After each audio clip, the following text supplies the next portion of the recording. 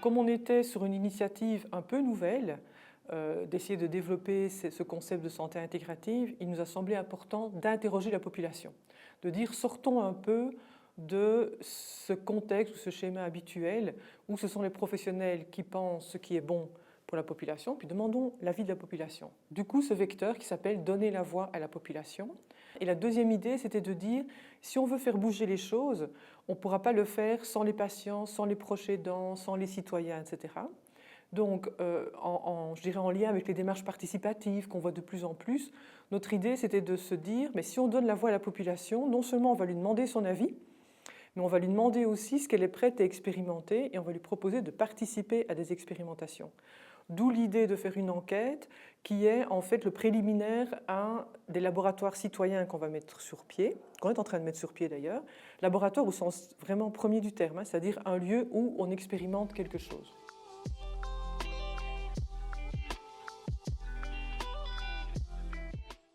Première question, c'était, nous on sait ce qu'on entend par santé intégrative, on sait ce que la littérature, notamment médicale, entend par santé intégrative, mais on va poser la question aux citoyens, à la population, pour voir ce qu'eux entendent. Première question. Et là, on a eu des surprises.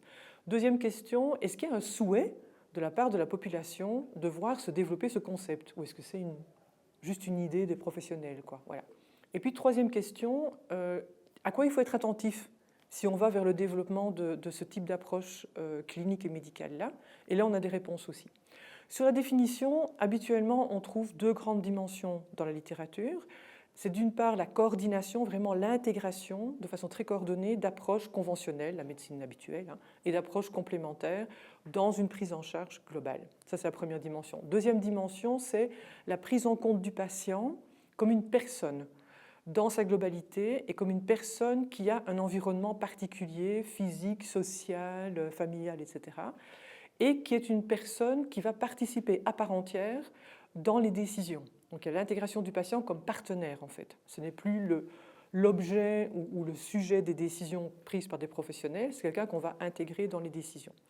Et puis la population a mis en évidence une troisième dimension qu'on connaît mais qu'on n'avait pas, nous, mis derrière le terme de santé intégrative en disant, mais attendez, intégrer, ça veut dire aussi mettre tout le monde.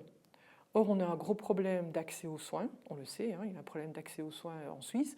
Donc l'idée, c'était de dire, dans la médecine intégrative, il faut aussi qu'on intègre toutes les couches de la population, y compris les plus vulnérables, même celles qui échappent aujourd'hui au système, etc. Donc il y a cette notion d'inclusivité qu'on ne trouve pas dans la littérature, qui nous a semblé intéressante, et sur laquelle, d'ailleurs, on va faire un laboratoire citoyen.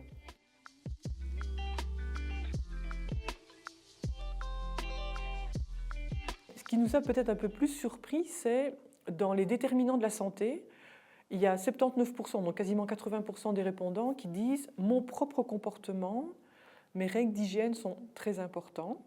Et en lien avec ça, on voudrait un système de santé qui est plus axé sur la prévention. C'est des questions qu'on avait glissées, mais on ne pensait pas obtenir autant de réponses positives sur ces questions-là. Donc il y a aussi une volonté, en fait, et ça aussi ça fait partie de l'approche, notamment au niveau des médecines complémentaires, de l'approche holistique du patient, c'est de ne pas attendre que la personne soit malade, c'est également de l'aider à rester en bonne santé le plus longtemps possible, quoi, voilà.